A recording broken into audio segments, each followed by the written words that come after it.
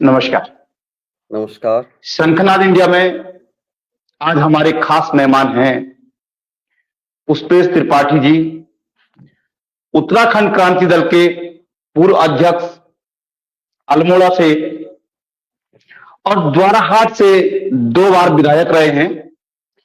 पहली बार विधायक 2005 से लेकर 2007 तक और दूसरी बार 2007 से लेकर 2012 तक।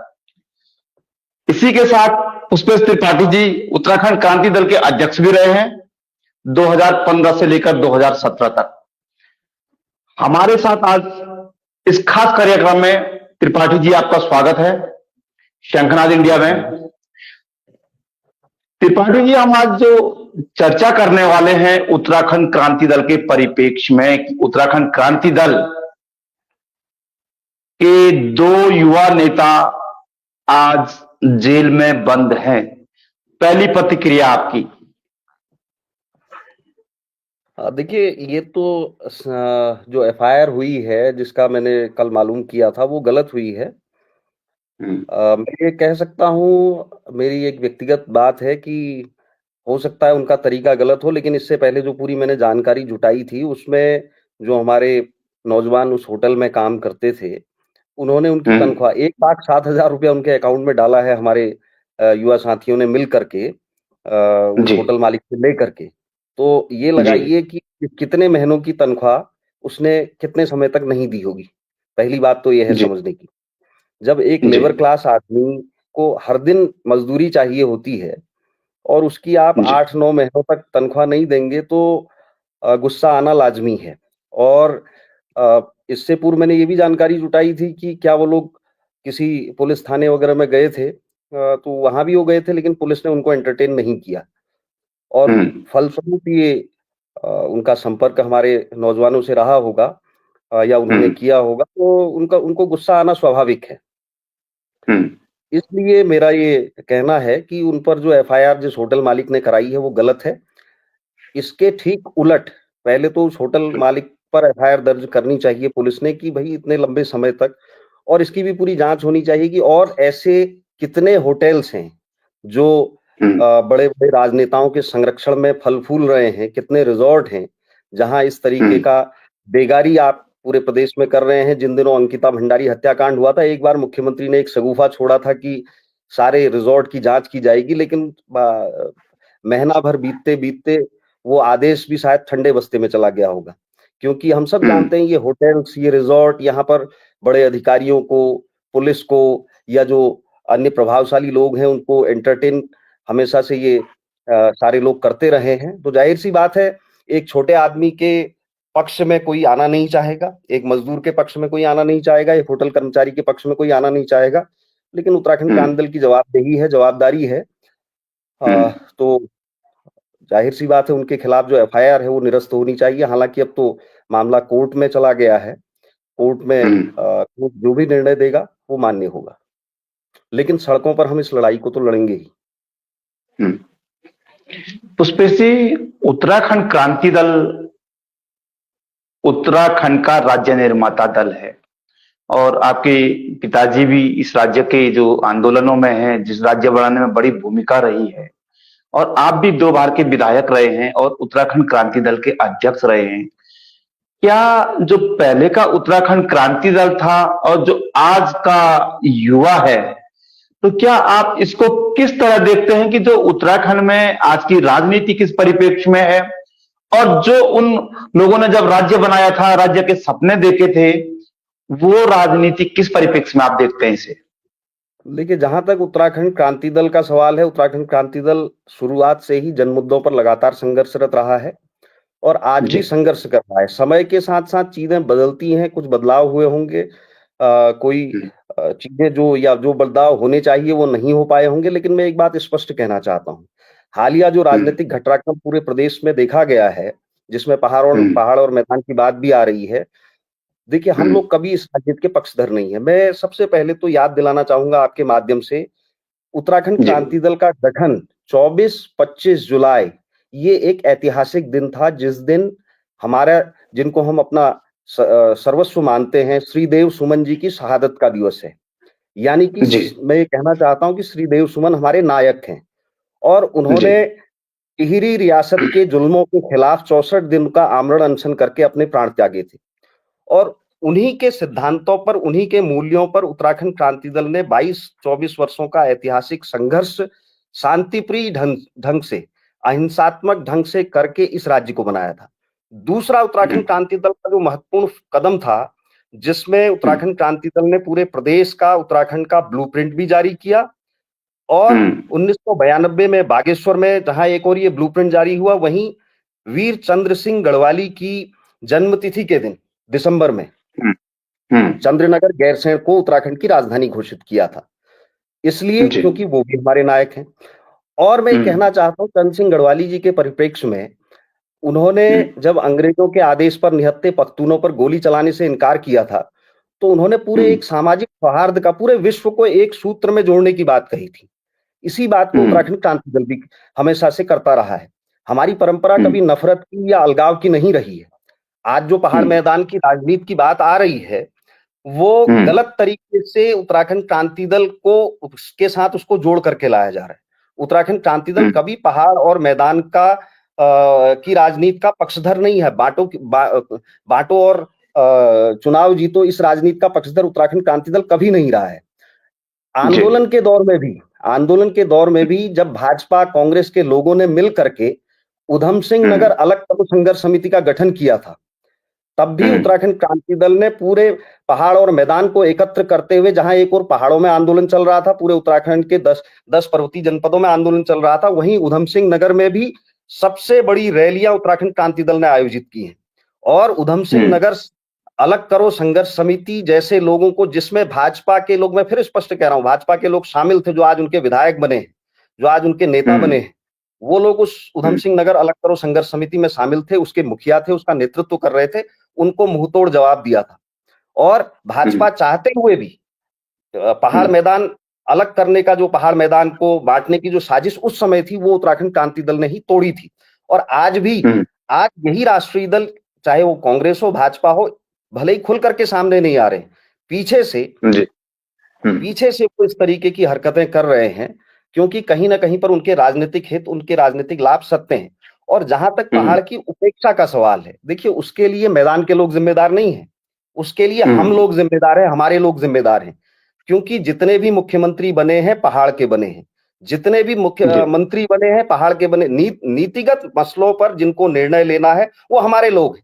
ये अलग बात है कि सरकार भाजपा की है, हमारे लोग भाजपा में शामिल हैं, हमारे लोग कांग्रेस के लोग हैं, वो दिल्ली के इशारों पर, वो नागपुर के इशारों पर यहाँ की जमीनों की खरीद फरोख्त को तय करते हैं, यहाँ की नीतियों को तय करते हैं। तो ये शिकायत, और जहां तक नौजवानों का देखिए गुस्सा है, वो जायज है। ये केवल आज के हालिया बयानों पर, या जब करने को कुछ नहीं था, जब नीतिगत फैसले नहीं लेने हैं, जब नीतियों पर बात नहीं होगी, तो इसी तरह की तू-तू मैं भी सदन में दिखाई देगी, इसी तरह की तू-तू मैं सड़कों पर दिखाई देगी, जो हमने देखे हैं। भाजपा और कांग्रेस के ही विधायक रहे हैं, जो उल जलूल बातें, जितनी गालियां हमने पिछले दिनों सुनी है, ये इन्हीं के लोगों के द्वारा की गई हैं। और पहाड़ मैदान को बांटने की साजिश भी उन्हीं की है। हम लोग हमेशा से, चूंकि राज्य हमारा बना है, ये अलग बात है, आंदोलन के दौर में हम जैसे केवल कुंभ क्षेत्र को उत्तराखंड में मिलाने की मांग उत्तराखंड क्रांति दल की थी, लेकिन उसके बाद जब राज्य बन गया तो सारी चीजें स्वीकार्य हैं, उसमें हमारा राज्य है, बेहतरी के साथ फैसले हो। ये जो गुस्सा नौजवानों का है, ये सरकार की गलत नीतियों के खिलाफ है। आपने इन 25 वर्षों में, चाहे कांग्रेस की सरकार रही हो, चाहे भाजपा की सरकार रही हो, आपने देहरादून को पूरा राज्य मान लिया, आपने हरिद्वार को पूरा राज्य मान लिया। जितने नए मेडिकल कॉलेज, जितने नए इंजीनियरिंग कॉलेज, जितने नए बड़े संस्थान खुल रहे हैं, वो देहरादून में आप खोल रहे हैं।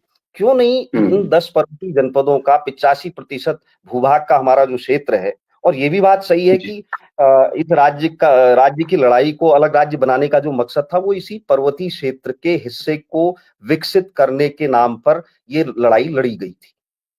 जी पुष्पेश जी, एक सवाल आता है कि जब एक बार उत्तराखंड में आप लोगों की सरकार आई और आप भाजपा के साथ मिलकर सरकार में आपकी भागीदारी थी, दिवाकर भट्ट हो गए, चाहे ओम गोपाल रावत हो, चाहे आप हो गए, जो भी लोग रहे हैं, तो क्या उस समय जो आपके जो बड़े फैसले होने थे, क्या उस सरकार में क्या इन मुद्दों पे क्या आप लोगों की बातचीत नहीं की, जो आप जिसका जिक्र कर रहे हैं?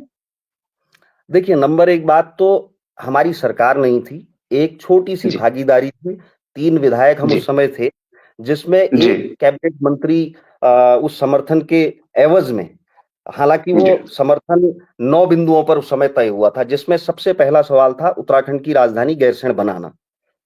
जी, दूसरा, ज़मीनों का ज़मीनों की बंदोबस्ती और एक स्पष्ट और मजबूत भू कानून यहाँ पर बनाने का दूसरा बिंदु था। तीसरा बिंदु जी, मूल निवास यथावत लागू करने का था। हुँ, स्थायी निवास हटा करके मूल निवास को समाप्त नहीं करने का था। लेकिन जी, इसमें लगातार हम लोग लड़े और हुँ, मैं आपको बता रहा हूँ कि राजधानी का सवाल जब चिट्ठियाँ आज भी रखी हैं, वो सारे उनके जवाब उन 9 बिंदुओं पर उनका सहमति पत्र बचे सिंह रावत जी अध्यक्ष थे तत्कालीन और हुँ, अजय भट्ट जी एक उससे पहले अजय भट्ट थे अध्यक्ष। तो उनके हुँ, जवाब वो सारे स्पष्टीकरण उन्होंने दिए हैं। उन्होंने हुँ, लेकिन जैसा मैंने कहा कि भाजपा की मंशा कभी काम करने की नहीं रही और एक समय के साथ वादे पर वादे के बाद वो समय निकलता रहा लेकिन अंतोगत्वा हमारे सब्र का बाँध भी टूटा और हमने समर्थन भी वापस लिया। भले ही हुँ, उस समय हमको समर्थन वापस लेने की कीमत पर हमारे एक व्यक्ति जो कैबिनेट मंत्री थे, वो उनको हुँ, दल से बाहर भी किया। तो उत्तराखंड हुँ, क्रांति दल ने कभी समझौता नहीं किया, व्यक्ति समझौता कर सकते हैं। उत्तराखंड क्रांति हुँ, दल ने तो सरकार को वापस आने का फैसला लिया जब हमारे बिंदुओं पर बात नहीं हुई, जिन मुद्दों को लेकर के हमने समर्थन दिया था। हुँ। तो क्या और जहाँ तक पुष्पे विधानसभा में पुष्प सवाल उठाने का सवाल है, राजधानी के जी, मसले पर मैंने ही जब दीक्षित आयोग की रिपोर्ट आई थी, मैंने स्वयं उसको फाड़ा था। राजधानी के हुँ, मसले पर मैं अपना प्राइवेट बिल लेकर के आया था और लगातार वो चर्चा पूरे हर विधानसभा सत्र में चली है और आखिरी सत्र तक 2012 के चुनाव तक गैरसैंण, चंद्रनगर गैरसैंण को राजधानी बनाया जाए, इस पर चर्चा चली है। लेकिन ये दुर्भाग्य है, जैसा मैंने कहा कि हुँ, हमारे 10 पर्वतीय जनपदों से चुने हुए भाजपा और कांग्रेस के विधायक कभी इन बिलों के चाहे वो प्राइवेट बिल हो, चाहे वो कोई बड़ा हुँ, सवाल हो, मूल निवास का सवाल हो, इस पर जब हमने हुँ, सवाल उठाए तो कोई खड़ा नहीं हुआ। एक हुँ, ये हम सब जानते हैं कि कोई भी बड़ा फैसला जब तक पूरा जन हुँ, समर्थन नहीं होगा, जब तक वहाँ पर सारे विधायकों का समर्थन नहीं होगा, तब तक वो पास नहीं हो सकता। प्राइवेट बिल भी पास होते हैं, सरकार को फैसले हुँ, लेने पड़ते हैं। लेकिन हुँ, अ, हमारे लोग एकजुट नहीं थे। वो भाजपा और कांग्रेस के लोग थे, वो दिल्ली और नागपुर के लोग थे। तो कुल मिलाकर के भाजपा और कांग्रेस शुरुआत से ही पूरे उत्तराखंड की, खास तौर पर पर्वतीय प्रदेश की नंबर 1 की दुश्मन थी, है और आज भी वो वही कर रही है। चलिए, भाजपा दुश्मन थी, है और रहेगी। और आगे आपसे मैं इस विषय पे चर्चा करना चाहूंगा पुष्पेश जी, कि आप लोगों के साथ लोग सड़कों पर तो दिखते हैं कि जब आप लोग आंदोलन करते हैं या अन्य चीजें होती हैं, लेकिन जब वोट का समय आता है तो लोग आपका साथ क्यों छोड़ देते हैं? अब इस पर मैं उस बात को कैसे मैं आपने कहूँ क्योंकि जब नहीं, जनता मैं हमारे आपकी साथ राय मैं इस पे हाँ, मैं आप इसे तो कंडेम कीजिए कि आपकी राय जो है, क्योंकि आप भी उत्तराखंड क्रांति दल के एक सशक्त वो हैं उत्तराखंड में, और जब आज इस तरह के मुद्दे की बातचीत आई तो हमने इसीलिए सोचा कि आपको आज हम लाइव लें और इस पे आपके साथ एक चर्चा भी रखें। तो इस पे जो हम देखते हैं कि उत्तराखंड आंदोलन सड़कों पे जो मुद्दों पे आंदोलन तो करता है, लेकिन जब वोट का समय आता है, दिवाकर भट्ट के बाद अगर हम देख लें या ओम गोपाल के बाद देख लें या आपके बाद का समय देख लें, विधानसभा के अंदर आपकी कोई भागीदारी नहीं है। तो क्या कहाँ कमी रह गई पुष्पेश जी? ये कमियां मैं मानता हूं जरूर होंगी क्योंकि संगठनात्मक रूप से हम अपने आप को उतना सशक्त नहीं कर पाए जिसमें वैचारिक रूप से क्षेत्रीय मुद्दों पर आम जनता इकट्ठी हो सके। उत्तराखंड की हम्म, जनता को क्षेत्रीय मुद्दों पर क्षेत्रीयता के नाम पर एक बार उत्तराखंड आंदोलन में पूरी जनता सड़कों पर थी और जी, राज्य बनने के इन 25 वर्षों के बाद आज पहली बार थोड़ा सा एक करंट पहाड़ और मैदान के नाम पर भले ही ये कहीं से शुरुआत हुई हो, अभी दिखाई दे रहा है। लेकिन हम्म, हमेशा से जब भी हमने देखा, जब भी ये चर्चाएँ हुई, हमारा कश्मीर से 370 हटने को लेकर के तो हमारे उत्तराखंड की जनता चर्चा करती है। लेकिन उत्तराखंड में जी, 371 लागू हो, उत्तराखंड की ज़मीनों को कैसे बचाया जाए, उस पर हम्म, चर्चा नहीं हो रही है।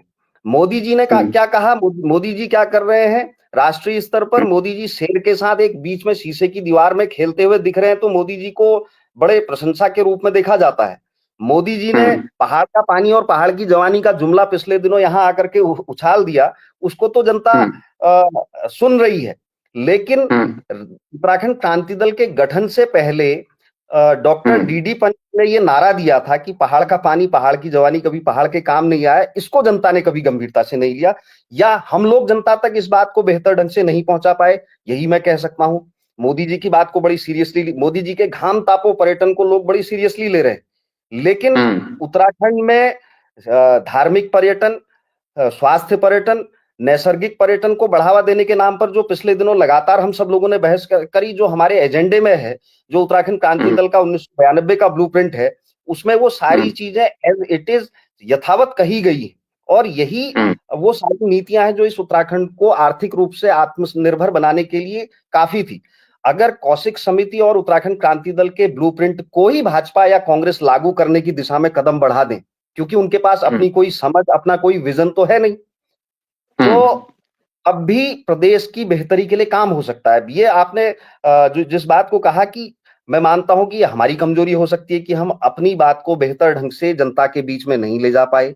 हमने परिसीमन की लड़ाई को लड़ा, जब 9 विधानसभा सीटें कम हो रही थी, पूरा उत्तराखंड क्रांति दल ने लगातार 2002 से लेकर के 2008 तक डिलिमिटेशन कमीशन के सामने अपना पक्ष प्रस्तुत किया। तो उनका एक जवाब था, जब नैनीताल में आखिरी बैठक हुई थी, उन्होंने कहा कि हमारी एक सीमा है, और जो बात आप हमसे कह रहे हैं, मैं स्वयं वहां पर मौजूद था, हमारे कुछ साथी बल्कि उसमें घायल भी हुए थे, क्योंकि बैरिकेटिंग वगैरह कर रखी थी, और फिर कुछ लोगों को वहां पर बुलाया गया था।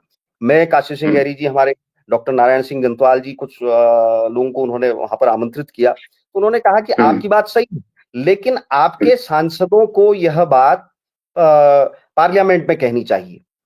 पार्लियामेंट में इसलिए, देखिए, ये संवैधानिक रूप से हमारे साथ उस समय का परिसीमन भी गलत हुआ, क्योंकि 9 नवंबर 2000 को हमारा राज्य बना, हमारे राज्य की सीमाएं तय हुई, हमारे राज्य की विधानसभा सीटें बनी थी, और किसी भी नई जो पेरिफेरी बनती है, नई जो इकाई बनती है, उसमें परिसीमन 25 वर्षों के बाद किया जाता है। और हमारे यहाँ 2000 में परिसीमन हुआ, 2002 में फिर से लागू कर दिया गया। नाकारापन किसका है? हमारे उन भाजपा के सांसदों का, हमारे उन कांग्रेस के सांसदों का, या जो उस डिलिमिटेशन कमेटी में हमारे यहाँ के 7 लोग सदस्य थे। ये स्वयं जो हमारा 9 सूत्री बिंदु था जिस पर हमने समर्थन दिया था, उसमें भी स्पष्ट रूप से लिखा है, और ये जवाब दिया है उस समय के अध्यक्ष भाजपा के अजय भट्ट जी थे, उनका जवाब मेरे पास रखा है। कभी अगली बार कभी कहेंगे तो पहले से मैं वो दिखा दूंगा आपको। जी ठीक है। तो ये लापरवाही हमारे लोगों ने की, जो हमारे मेंबर थे। वहीं दूसरी ओर छत्तीसगढ़ और झारखंड में ये परिसीमन फ्रीज किया गया, केवल इसी बिंदु पर, क्योंकि उन्होंने कहा कि हमारा ये आदिवासी राज्य है और हमारी आदिवासी सीटें कम हो रही हैं। और उनके सांसदों ने, चाहे वो किसी भी पार्टी के रहे हो, उन्होंने पार्लियामेंट में पूरे दमखम के साथ इस बात को रखा और संवैधानिक हवाला दिया कि किसी भी नई इकाई में परिसीमन होगा तो अगले 25 वर्षों के बाद होगा। जो 2000 में जब नए राज्य बने हैं, तो 2025 में हमारा परिसीमन प्रस्तावित था। तो हमारे लोगों की लापरवाही, निकम्मेपन के कारण ठीक 2 वर्ष के बाद हमारा परिसीमन हुआ और पहाड़ से 6 विधानसभा सीटें कम हुई। वही बात आज फिर आने वाली है। और ऐसा नहीं है कि संविधान में व्यवस्था नहीं है परिसीमन को ठीक करने की। परिसीमन केवल जनसंख्या के आधार पर ही नहीं, बल्कि भौगोलिक क्षेत्रफल का भी संज्ञान लिया जाना उसमें आवश्यक है। ये कॉन्स्टिट्यूशन में इम्प्लाइड है। और जो लोग आज इस बात को कह रहे हैं, वो थोड़ा सा कॉन्स्टिट्यूशनली अगर वो चाहेंगे बेहतर तरीके से, जो हमारे सांसद हैं, तो जाहिर सी बात है कि हमारे यहाँ सीटें घटने के बजाय बढ़ेंगी। जो पुरानी हमारी सीटें घटी हैं पर्वतीय क्षेत्र की, और वैसे भी उत्तराखंड क्रांति दल ने 1992 का ब्लूप्रिंट दिया है, उसमें हमने स्पष्ट तौर पे 106 विधानसभाएं प्रस्तावित की हैं, 10 पर्वतीय जनपदों, और ये जनपदवार विधानसभा सीटों का परिसीमन होना चाहिए, या जो विधानसभा की सीटें अलॉटेड होनी चाहिए वो जनपदवार होनी चाहिए। आपने रास्ते निकाले। मैं ऐसा इसलिए भी कह रहा हूं, जब किसी भी क्षेत्र में कोई सीट रिजर्व कैटेगरी में आती है, तो जाहिर सी बात है, कॉन्स्टिट्यूशन कहता है कि जिस हिस्से में SC, ST, OBC की जनसंख्या ज्यादा होगी वो सीट रिजर्व होगी। तो हमारे यहाँ एक रास्ता निकाला गया कि हर जिले में एक शेड्यूल कास्ट सीट आएगी। तो ये इसी तरीके से अगर पर्वतीय 10 जनपदों में जनसंख्या का दबाव घनत्व कम है, तो यहाँ पर भौगोलिक क्षेत्रफल का भी संज्ञान लिए जाते हुए पर्वतीय क्षेत्रों की सीटों को घटाने के बजाय हर जनपद को बराबर सीटें अलॉट की जा सकती हैं। तो इसमें जो अभी भौगोलिक परिसीमन जिसकी बात कर रहे हैं आप कि भौगोलिक परिसीमन में जैसे आपने जिक्र किया कि 106 सीटें होने चाहिए थी। अभी टिहरी के विधायक हैं किशोर उपाध्याय, उन्होंने इसका जिक्र किया था कि उत्तराखंड में 90 सीटें होनी चाहिए विधायकों की। अभी मैं कुछ दिन पहले भाजपा के जो सांसद हैं, मैं अपनी बात पूरी कर लूं। अभी भाजपा के जो सांसद हैं, गढ़वाल से सांसद अनिल बने, उन्होंने कुछ दिनों रामनगर पहले में बयान दिया था कि भौगोलिक आधार पर उत्तराखंड की सीटें बढ़नी चाहिए थी। अभी मैं देख रहा था कि विधानसभा अध्यक्ष हैं 15 दिन पहले उन्होंने एक फिर बयान दे दिया कि भौगोलिक आधार पर उत्तराखंड को सीटें बढ़नी चाहिए थी। लेकिन ये सिर्फ कहीं नहीं लग रहा आपको कि सिर्फ बयानबाजी हो रही है कि जिसका जिक्र हम लोग कर रहे हैं कि पहाड़ में सीटें बढ़नी चाहिए थी, वो कहीं हो नहीं रहा है। और जिसका आप बात कर रहे हैं कि भौगोलिक आधार पर, ठीक है, जनसंख्या के आधार पर मैदान में सीटें बढ़ी हैं, लेकिन भौगोलिक आधार पर पहाड़ में सीटें यथावत तो होनी चाहिए ना पुष्पे जी। बिल्कुल, सीटें चाहे 70 हो, चाहे वो 90 हो। मैंने 106 सीटों का जो जिक्र किया वो उत्तराखंड क्रांति दल के राज्य गठन के बाद से 92 तक जो उत्तराखंड क्रांति दल में चाहे स्वर्गीय विपिन त्रिपाठी हो, चाहे काशी सिंह हेरी जी हो, या अन्य तमाम जो बुद्धिजीवी वर्ग जो उत्तराखंड क्रांति दल के साथ जुड़ा था, जिन्होंने हर क्षेत्र में, हर फील्ड में, यूनिवर्सिटीज के तमाम वो सारे उनके सुझावों के आधार पर एक उत्तराखंड क्रांति दल की रूपरेखा, खाका, ब्लूप्रिंट तैयार किया था। उसमें उन्होंने ये विधानसभा सीटें प्रस्तावित की हैं, लोकसभा की सीटें प्रस्तावित की हैं, नए जिलों के 23 जिलों का प्रारूप खाका उसमें दिया है, तहसीलों का खाका दिया है, विकासखंडों की स्थिति कैसी होनी चाहिए पर्वतीय क्षेत्र में। आज भी राज्य बनने से पहले उत्तर प्रदेश के समय से जो हमारे विकासखंड थे आज भी वही है। द्वाराहाट से लगता हुआ क्षेत्र है हमारा, और यहाँ से 55 किलोमीटर के करीब करीब भिक्यासेन होता है, वो हिस्सा भिक्यासेन के साथ जुड़ा हुआ है। लंबे समय से जाली विकासखंड की मांग हमारे यहाँ पर रही है। कमोबेश यही स्थितियां पूरे 10 के 10 पर्वतीय जिलों की हैं।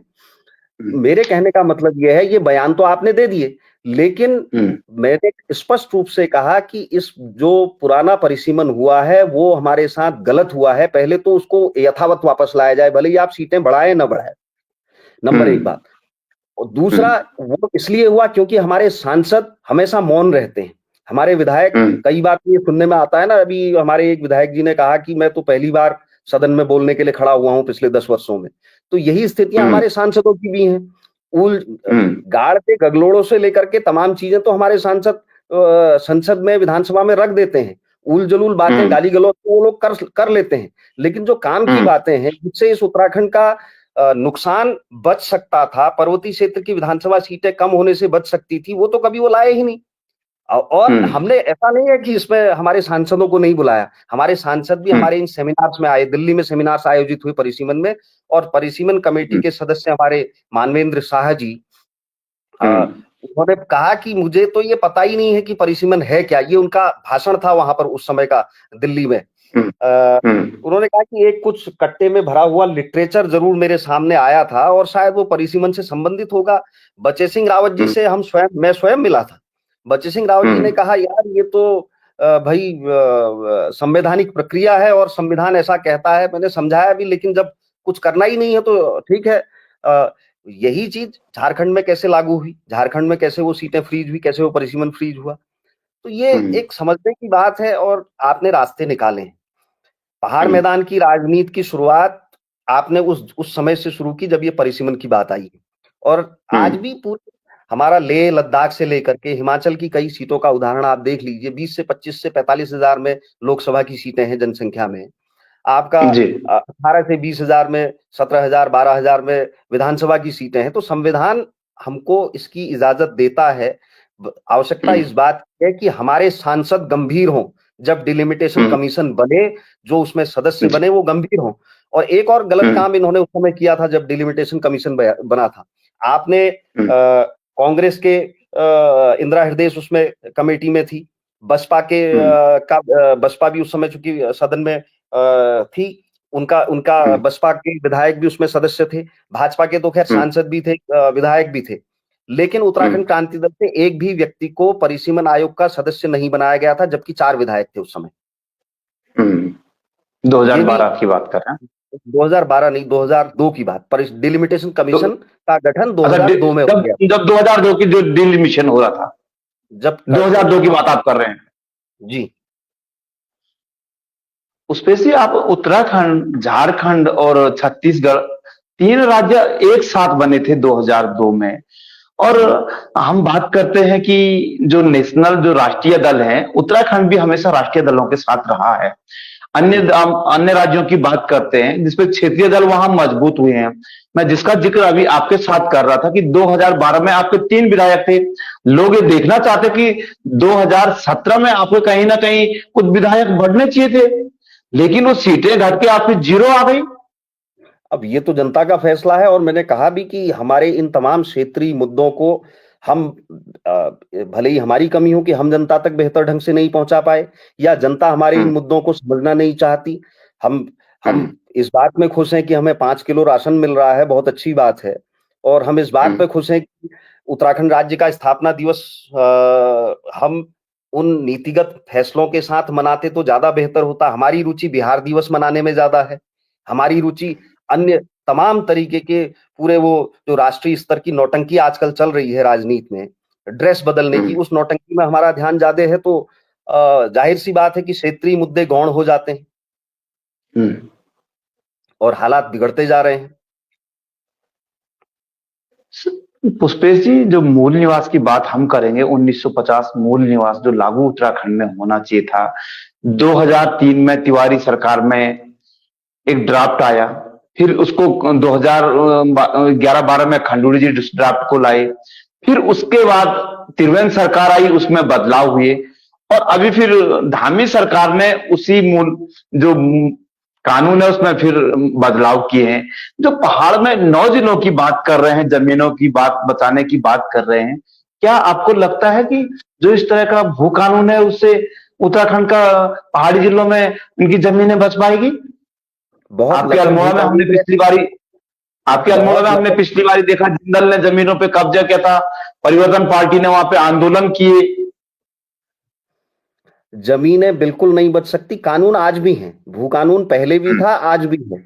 लेकिन हम्म, सरकारों ने अपने स्वार्थ के लिए, अपने लोगों के स्वार्थ के लिए उन सारे उनको उसको उसमें इतने होल्स बना दिए हैं, इतने लूप होल्स हैं। और अभी तो ये बहुत दुर्भाग्यपूर्ण है, जो अभी तक लीज पर 30 साल की जमीन, लीज पर पहाड़ के व्यक्ति की जमीन या उत्तराखंड के व्यक्ति की जमीन 30 साल के लिए ली जाती थी, जिसको और घटना चाहिए था। इस भू कानून में 5 साल होना चाहिए, हर 5 साल रखा जाता रिन्यूअल के लिए, उसको आपने 90 हम्म, साल कर दिया है। हम्म, और उत्तराखंड के जमीनों के सवाल इतनी जल्दी, इतनी छोटी सी बात से समाधान इनका होने वाला नहीं है, जब तक कि नए सिरे से पूरे उत्तराखंड में जमीनों की पैमाइश नहीं होती, बंदोबस्ती की शुरुआत नहीं होती। आखिरी बार 11.5 बार अंग्रेजों ने 11.5 बार लैंड सेटलमेंट किया। 61-62 के बाद कोई लैंड सेटलमेंट नहीं हुआ है। वही उत्तर प्रदेश में कभी कूजा एक्ट, भूमि सुधार संशोधन विधेयक आए हैं, और उन्हीं चीजों में ऊपर नीचे करके जब हल्ला होता है तो ये सरकारें इतना ही काम कर रही हैं, और इससे उत्तराखंड की जमीनें बचने वाली नहीं है। पहले तो मैक्सिमम तो बिक चुकी हैं। हमारे आसपास का मछखाली का क्षेत्र है, गुनागिरी का क्षेत्र है, आपका नैनीताल का जो पूरा इधर का इलाका है, वो सारी जमीनें तो बिक चुकी हैं। लेकिन हम्म, अभी भी इस तरीके के भू कानून को ला करके इनका इस समस्या का समाधान नहीं होना है। पूरे उत्तराखंड में जमीनों की खरीद फरोख्त पर पूरे तरीके से रोक जब तक नहीं लगती, नंबर 1। नंबर 2, हम्म, उत्तराखंड में हमको जमीनें, आपके पास, सरकार के पास डेटा नहीं है पूरे तरीके से कि जमीनों की स्थिति क्या है। 61-62 हम्म, में जो सेटलमेंट हुआ, उसके बाद आज तक में, आज 40-20-65 साल करीब करीब ये हो गए हैं। तो पैमाइश नहीं हो पाई है, बिल्कुल। जमीनों का पूरा खाका ही बदल चुका है, स्वरूप बदल गया है। जहां जंगल थे, हम्म, कई गांव हमारे इन बीच के 60-65 वर्षों में उजाड़ हुए हैं। भूस्खलन से हम्म, पूरे पूरे के पूरे गांव तबाह हुए हैं। आपका जितनी हम्म, बड़ी जल विद्युत परियोजनाएं बन रही हैं, कई गांव उसके जद में आकर के खिसके हैं। आपने लोगों को हम्म। बसाया है, इधर से उधर बसाया है। अभी भी 71 है या 72, कितने गांव है उसका एग्जैक्ट आंकड़ा मुझे अभी याद नहीं है। 72, 72। 72 गांव के आसपास जो लोग आज भी बाट जो रहे हैं उनको विस्थापित करने की। तो इन स्थितियों में, और आज जब राज्य बनने के बाद कई निर्माण कार्य हुए हैं, सड़कें बनी हैं, उसके बाद जमीनों की स्थिति और बदली है। सरकार के पास अपनी जमीनों का डेटा नहीं है पूरे तरीके से। आज भी कोई नया संस्थान खुलना हो तो सरकार के पास व्यवस्था नहीं है कि वो जमीन की व्यवस्था कहां से करेगी। वो डेवलपमेंट के लिए भी निजी नाप जमीनों पर पूरे तरीके से निर्भर है। आबादी बढ़ रही है, जमीनें घट रही हैं, जमीनें तबाह हो रही हैं। तो इस बदलाव को नए सिरे से जमीनों का प्रबंधन सही भूमिहीनों को भूमिहीन राज्य बनने के बाद हमारा एक बड़ा मुद्दा था कि उत्तराखंड के जो मूल निवासी हैं, कई लोग भूमिहीन हैं, आज भी भूमिहीन हैं। उनके पास जमीनें नहीं है। स्थितियां यहां तक हैं, मैं विधायक रहा हूं, जब हमने स्पेशल कंपोनेंट प्लान के तहत कहीं पर बारात घर बनना था उनके लिए स्पेशली, और जो विभिन्न आवास की योजनाएं हैं, चाहे वो अटल आवास हो, इंदिरा आवास हो, उस दौर से जो योजनाएं चली आ रही हैं आज तक, प्रधानमंत्री आवास योजना, वो आवास उनका सैंक्शन तो हो जाता है लेकिन बन नहीं पाता, कारण उनके पास जमीन ही नहीं है। जब जमीन होगी तब वो आवास बनेगा। तो ऐसे बहुत सारे छोटे छोटे मुद्दे हैं, हमारी सरकारों के लिए बहुत छोटे हो सकते हैं, लेकिन उस व्यक्ति के लिए जिसका एक घर नहीं हम बना सकते हैं, उसके लिए बहुत बड़ा इशू है। अभी 2013 में हमारे पास का एक क्षेत्र है तड़ाकताल, वहां पर एक आधा नाली की जमीन उनके पुरखों ने कहीं से खरीदी थी और वो भूस्खलन में मकान भी तबाह हो गया था, जमीन भी तबाह हो गई। उनके लिए आवास तो स्वीकृत हो गया आपदा मद के तहत, पैसा भी मिल गया, लेकिन आवास बनने की स्थितियां नहीं बन पाई, कारण दूसरी जगह नहीं है। वो गांव का एक सामाजिक सौहार्दपूर्ण वातावरण है, चलो लोगों ने व्यवस्था करके जमीन दी, लेकिन लीगली उनके पास अपनी जमीन नहीं है। तो जब तक जमीनों के प्रबंधन पर हम सही तरीके से सही रास्ते पर नहीं चलेंगे, ये सवाल आगे उठते रहेंगे और खतरनाक स्थितियों में आएंगे।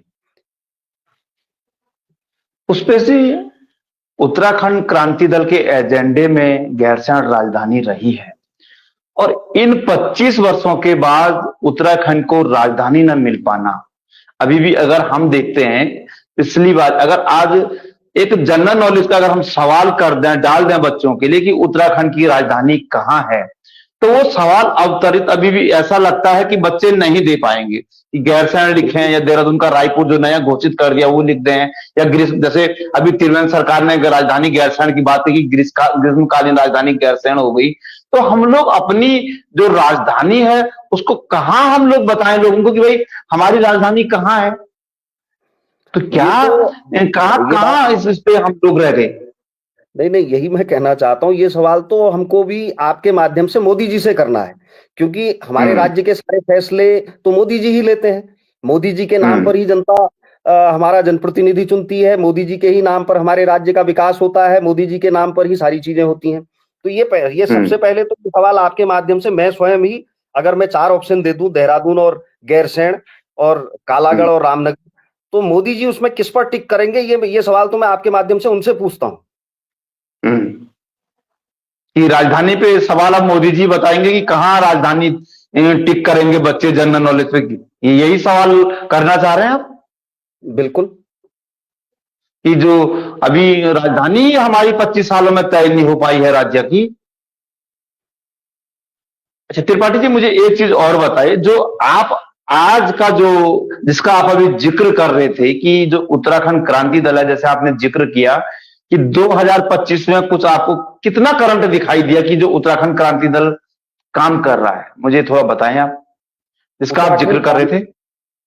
उत्तराखंड क्रांति दल लगातार जनता के बीच में है, सड़कों पर है, संगठनात्मक रूप से। और आज का जिस तरीके से चुनाव लड़ा जाने लगा है, अपने आप को नैतिकता और ईमानदार और चरित्र की पार्टी कहने वाली भाजपा भी जिस तरीके से साधनों का दुरुपयोग कर रही है, उसके सामने तो खैर हम कहीं नहीं टिकते हैं, ये सच है। लेकिन मुद्दों के मामले में कोई पार्टी हमारे सामने नहीं टिकती है। जिन सवालों को लेकर के इस राज्य की लड़ाई को 22-24 वर्षों के ऐतिहासिक संघर्ष के साथ लड़ा गया था, 42 शहादतें हमने दी हैं, उन सबके सामने राष्ट्रीय पार्टियां भले ही कितनी मजबूत हों धनबल से, संगठन से, वो हमारे सामने नहीं टिकती। लेकिन जो चुनावी माहौल आज का है, उसमें मैं स्पष्ट रूप से कह सकता हूं कि हम उनके सामने कहीं नहीं टिकते हैं। अब ये फैसला जनता करेगी, हम जनता के बीच में हर बार जाते हैं, इस बार भी जाएंगे। ये निर्णय हमारे नौजवानों को आज सड़कों पर उतर रहा है, जो उत्तराखंड की परिस्थितियों को देख रहा है, जो मुख्यमंत्री के बगल में हाकम सिंह जैसे लोगों को देखता है और अपने नौकरियों को बिकते हुए देख रहा है और फिर हाकम सिंह जैसे लोगों के जाल में भी फंसता है। आज कई लोग फंसे हुए हैं जिनके पैसे निकलने हैं, जो नौकरियों के नाम पर दे चुके हैं। ऐसे ठग जब भाजपा के शीर्ष नेतृत्व के साथ बैठते हैं, जब मुख्यमंत्री के साथ बैठते हैं और उसके बाद आज पकड़े जाने के बाद आज उनका कोई अता पता नहीं होता है और जो ब्यूरोक्रेसी में लोग हैं, जो हमारा चाहे वो आयोग के लोग हों, चाहे वो दूसरे आयोग के लोग हों, उनको बरी कर दिया जाता है। जाहिर सी बात है, बिना उनकी संलिप्तता के, बिना इन आयोगों में बैठे हुए अधिकारियों की संलिप्तता के ऐसे भ्रष्टाचार हो नहीं सकते, ऐसे पेपर लीक नहीं हो सकते, ऐसे पेपर बेचे नहीं जा सकते हैं। जब ये लोग साफ तौर पर बच जा रहे हों, तो कहीं ना कहीं पर सरकार का वरदहस्त उन पर है। ये उत्तराखंड का नौजवान देख रहा है और ये गुस्सा के अंदर है। अगर वो इसको मतदान के दिन तक अपने जेहन में बना पाया तो निश्चित बात है, धन बल से तो नहीं, इन मुद्दों पर उत्तराखंड क्रांति दल हमेशा से मजबूत था और आगे और मजबूती के साथ आपके सामने दिखेगा। क्या पुष्पेश त्रिपाठी जी 2027 में चुनाव लड़ेंगे? ये निर्णय तो पार्टी को करना है। नहीं, आप क्या आपका मन नहीं, ठीक है, पार्टी तो करेगी विचार, लेकिन आपका क्या मन है कि 2027 में क्या आपकी क्या तैयारी है? फिलहाल तो जनता के बीच में जाकर के अपनी बातों को रखने का है और ये लगा कि हमारा चुनाव उस तरीके का तो है नहीं कि भाई 2 करोड़ रुपया, 4 करोड़ रुपया वहां मुख्यमंत्री जी से आ रहा है, इधर से आ रहा है, उधर से आ रहा है। जनता के बीच में जाएंगे, मुद्दे अगर सही ढंग से जो जनता आज इन सवालों पर चर्चा कर रही है, नौजवान चर्चा कर रहा है, इन बातों को अगर समझ सका, जो हमारे उत्तराखंड के गांव खाली हो रहे हैं, इसके मूल कारण क्या हैं? हमारे अस्पताल केवल रेफरल सेंटर बन के रह गए हैं, इसके कारण क्या हैं? हमारे स्कूलों में अध्यापक नहीं, बच्चे खाली हैं। पलायन इन्हीं मुख्य मुद्दों पर हो रहा है, तो इसको जनता के बीच में लेकर के हम लोग जाएंगे। राजधानी का सवाल है, नए सिरे से परिसीमन आ रहा है, जिसमें आज धमकियां मिलने लगी हैं कि अब तो पर्वतीय 10 जनपदों की सीटें सारी की सारी खाली हो जाएंगी। तो इन मुद्दों पर लड़ते हैं, तो निर्णय जनता लेगी, जनता का निर्णय है।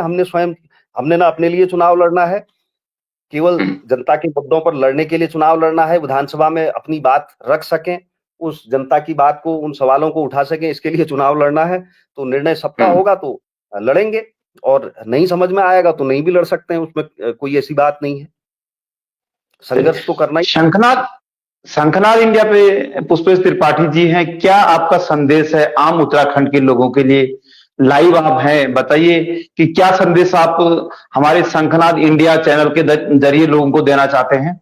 और जो आपने बहुत सारे मुद्दों पे बातचीत की, बहुत सारे मुद्दे छूट गए हैं उत्तराखंड को लेकर, पलायन है, बेरोजगारी है, खाली होते स्कूल है पहाड़ के, स्वास्थ्य सेवाएं हैं, सड़क है, बिजली है, पानी है, पलायन है, तो क्या जो आने वाले सालों में है, सीटें तो कम होंगी ही, चलिए अगर ये लोग अपने उसको नहीं बचा पाए, सीटें तो भौगोलिक आधार पर अगर नहीं तो जनसंख्या आधार पर होंगी तो कम होना चाहिए, लेकिन जो कम नहीं होगी, बिल्कुल भी एक भी सीट कम नहीं होगी अगर हमारा एक भी सांसद